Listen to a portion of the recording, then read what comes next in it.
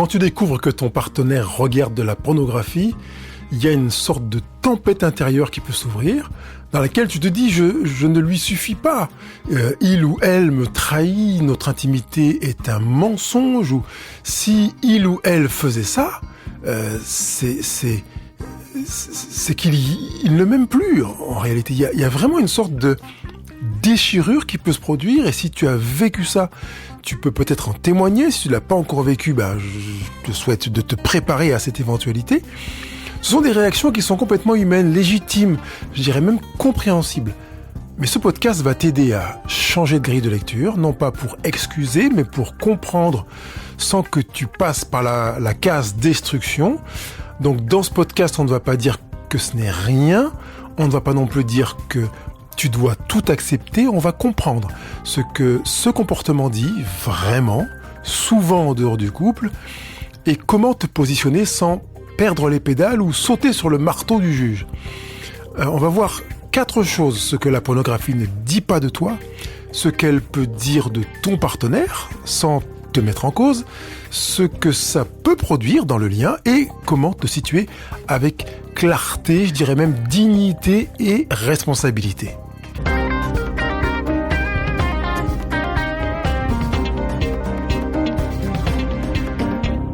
Quand tu découvres que ton partenaire regarde de la pornographie ou consomme de la pornographie, en fonction des expressions qui sont employées, ton cerveau fait souvent un raccourci. Si il ou elle regarde ça, c'est que je ne suis pas assez pour lui. Et c'est faux. Ton partenaire ne regarde pas la pornographie ou ne consomme pas de la pornographie parce que tu n'es pas assez. C'est faux. La pornographie ne fonctionne pas comme une relation. Ce n'est pas une présence, une préférence affective. Ce n'est pas un choix entre toi et quelqu'un d'autre. C'est souvent un espace sans relation, sans enjeu, sans réciprocité, sans exposition émotionnelle. Même si, évidemment, ça touche à des émotions, mais suis-moi pour l'instant. Tu n'es donc pas en compétition. Pas parce qu'il n'y a pas d'enjeu relationnel dans la pornographie, mais parce que la démarche ne consiste pas à te mettre en concurrence ou en compétition. Il n'y a pas cette intention-là. Il peut y avoir un effet corrélé, mais je rappelle qu'il n'y a pas cette intention-là. Donc ça veut dire que dans la tête de ton partenaire, il ne veut pas te mettre en compétition. La pornographie agit fréquemment comme un refuge émotionnel, surtout quand ton partenaire est stressé, épuisé, sous pression, quand il a du mal à exprimer ce qu'il ressent, quand il fuit sa vulnérabilité, quand il cherche du contrôle ou une décharge, et parfois même quand il veut se changer les idées, se libérer, penser à autre chose, ce qui rejoint la première dimension qui est le sous-pression. C'est pas un message contre toi, tu l'entends bien. C'est souvent un message sur sa manière de gérer ce qui le traverse. Et c'est là un point clé. Ce refuge existe souvent indépendamment de la qualité du couple. C'est qu'il n'a pas appris à utiliser la relation du couple pour partager son stress, exprimer son épuisement, exprimer sa surpression, on va dire, sa difficulté à s'exprimer, etc. Il va trouver un moyen, un canal dans lequel il va trouver du réconfort, qui plus est une autonomie. C'est un moyen, une solution, à laquelle je mets des guillemets, pour aller mieux. Même si ce n'est pas contre toi, j'entends bien que l'impact est réel sur toi. Tu peux ressentir une blessure, tu te sens, je compte pas, quoi. Je ne vaux rien. Il ne prend pas en compte qui je suis. Je n'ai pas la place que j'aurais voulu avoir auprès de lui. Tu peux ressentir une perte de sécurité. Qu'est-ce qui est vrai en fait entre nous? Puisque dans la pornographie, je découvre qu'il vit comme une double vie. Ce qui n'est pas le cas, à vrai dire. Mais qu'est-ce qui est vrai entre nous? Qu'est-ce qui est triché? Qu'est-ce qui est menti? C'est encore plus fort si c'est toi qui as découvert qu'il visionnait ou consommait de la pornographie, que tu te dises, mais en fait, il m'a menti. Tu peux ressentir aussi une colère qui est complètement légitime de te dire, purée, c'est pas normal qu'il fasse ça, il y a un problème. Et tu peux aussi ressentir de la tristesse, qui peut être plus ou moins profonde, de te dire, tu déplores ça, c'est triste. Et évidemment, une solitude intérieure, quand bien même ton couple est en lien, tu vas peut-être remettre en question le lien. Parce qu'attention, tu es peut-être, si tu fréquentes quelqu'un qui consomme ou visionne de la pornographie, en train de te dire, mais en fait, on a une sexualité qui me paraît normale. On a des fréquences de rapports sexuels ordinaires, je sais pas moi, une fois par semaine, 2 fois par semaine, 3 fois dans le mois, et il ne manifeste pas de manque. Donc je comprends pas pourquoi il vient essayer de compenser quelque chose par la pornographie. Je rappelle qu'il n'y a pas de concurrence. On ne peut donc pas mettre sur le même tableau les rapports sexuels épanouissants que vous avez et le visionnage de la pornographie. Donc, je vais pas t'aider à nier le fait que tu ressentes ces blessures, ces pertes de sécurité, colère, tristesse, solitude que je viens de mentionner. Il faudrait que le fait de comprendre empêche de te retourner contre toi-même. Que tu cesses de te flageller en te disant que soit quelque chose ne va pas chez toi, soit que c'est pas bien que tu vives ta colère, ta tristesse ou ta solitude, que tu l'accueilles, que tu regardes tout ça en te disant c'est ce que je ressens. Maintenant que je sais que mon partenaire visionne ou consomme de la pornographie. Je ressens de la colère, le sentiment d'être démuni, dépassé et triste et seul à l'idée qu'il prenne le temps de se masturber, tout seul, aussi fréquemment, sans moi, comme si j'étais sur la touche, comme si je ne comptais pas. Et le piège principal qui est relatif à ce choix, à cette option retenue par ton partenaire de consommer ou de visionner de la pornographie, c'est de personnaliser ce qui n'est pas personnel. C'est le risque majeur. Il est vraiment là d'interpréter ce comportement comme une mesure de du fait que tu sois désiré ou pas, j'allais dire ta désirabilité, pour me permettre d'inventer un nouveau terme, comme un verdict sur ton corps ou comme une preuve de désamour. Tu te dis, s'il consomme ça, c'est bien la preuve que, eh bien non. C'est pour ça que je le place comme un risque majeur, comme le piège principal. Dans beaucoup de situations, la pornographie ne remplace pas le lien. Elle évite quelque chose de ton partenaire.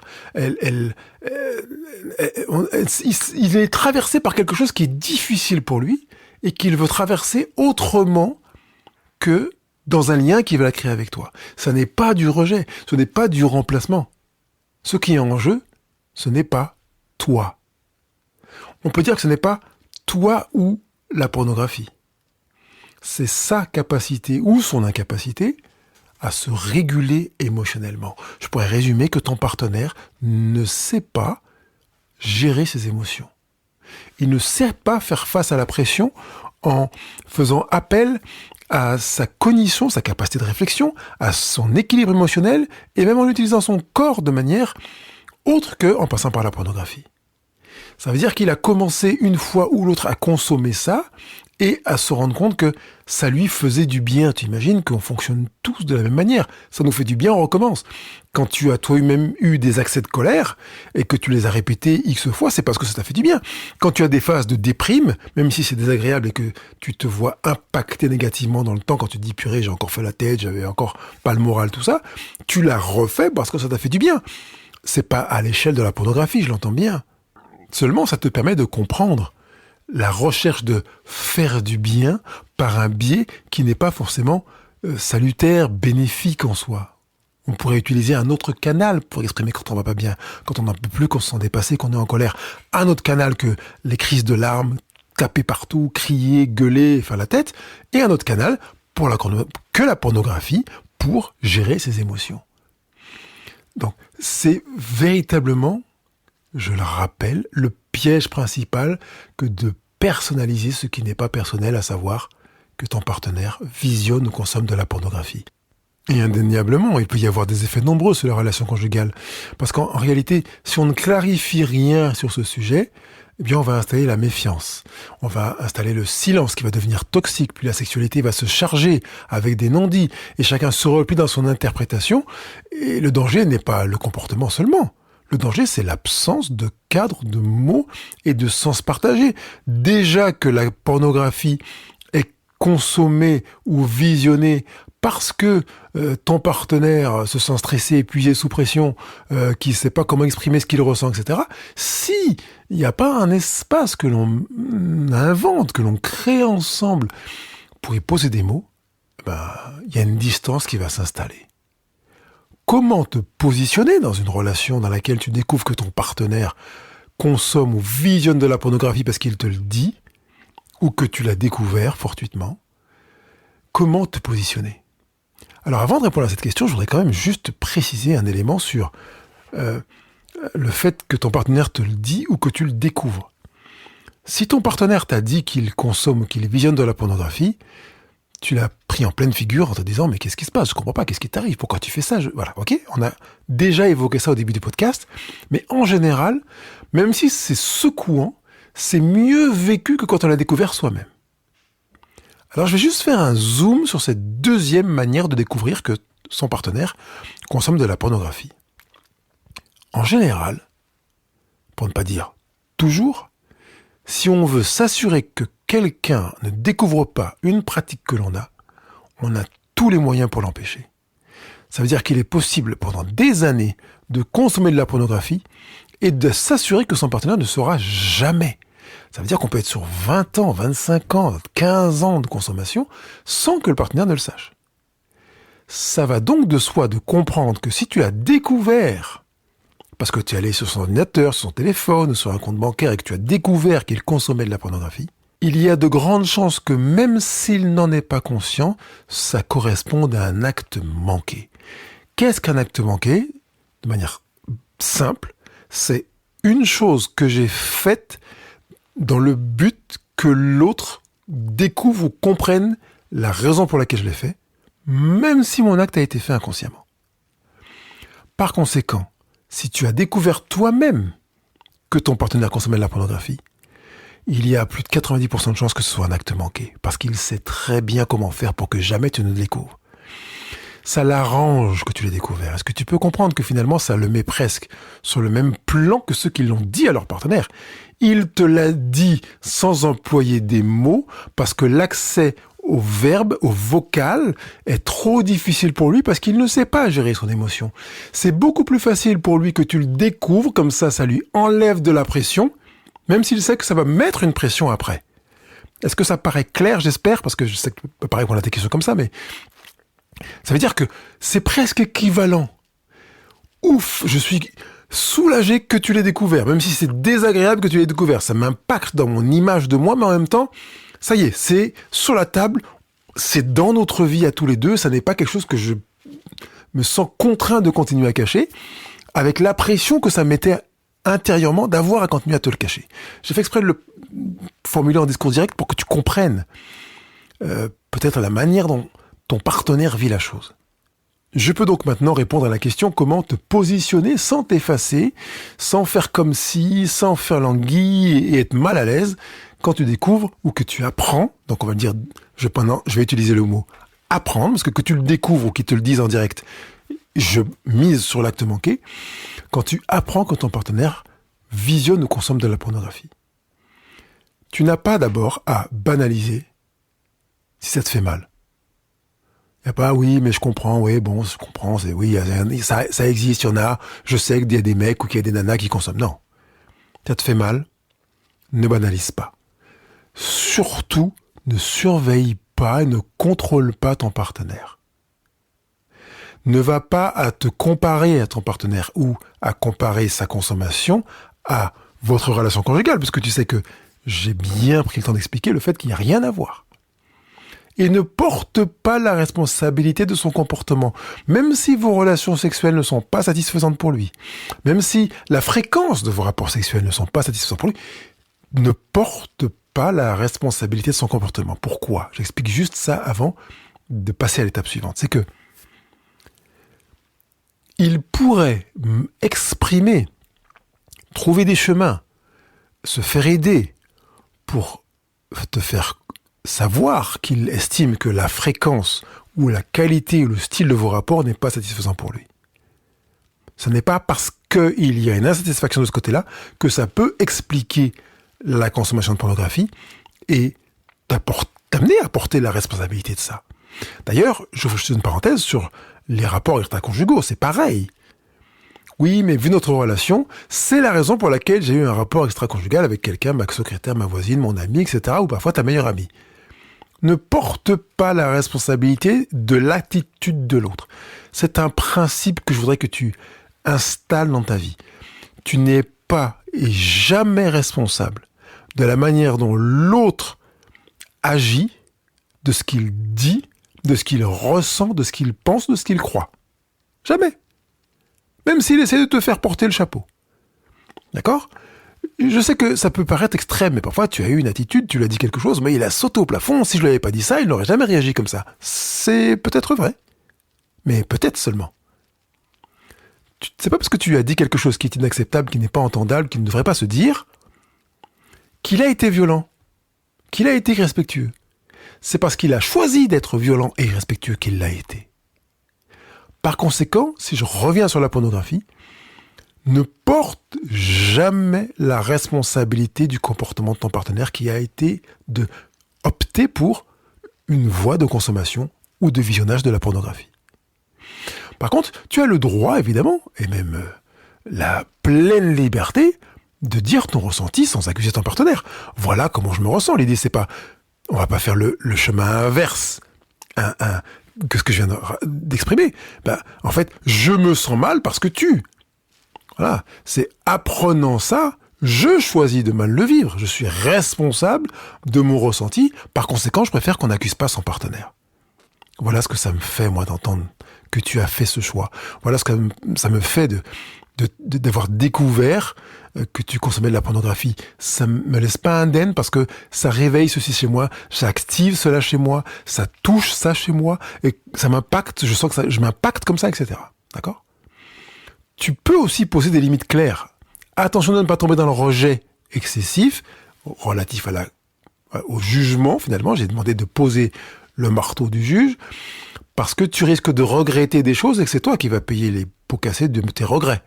Donc pose des limites claires, en veillant à ne pas avoir à les regretter un jour. Et puis, tu peux aussi demander un espace de parole. Et je préfère même créer un espace de parole. Je veux que l'on parle. Je ressens le besoin de mettre des mots dessus.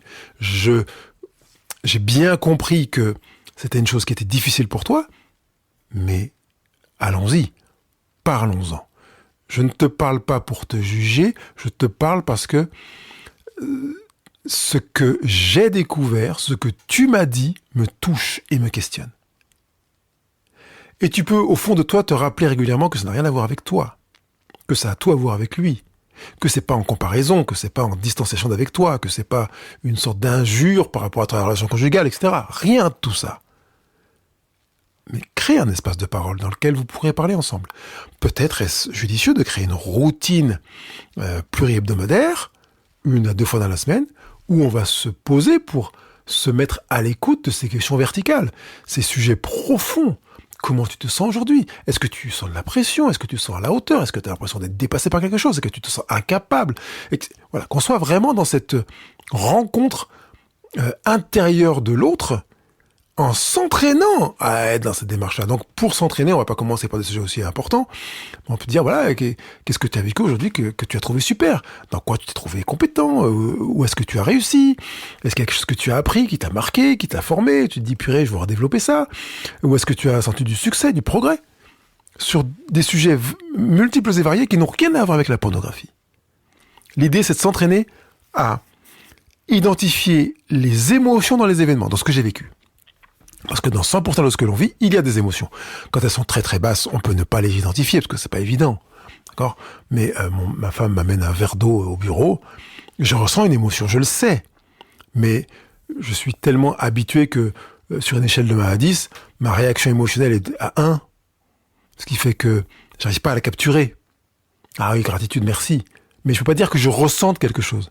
Comme si j'apprenais qu'elle consomme de la pornographie, par exemple. Où là, je sais que mon émotion, elle sera peut-être à 7, 8 ou 9, ou peut-être 10. D'accord ? Mais tout ce que l'on ressent, tout ce que l'on vit, suscite une émotion, participe à la génération d'émotions, qu'on les ressente ou pas.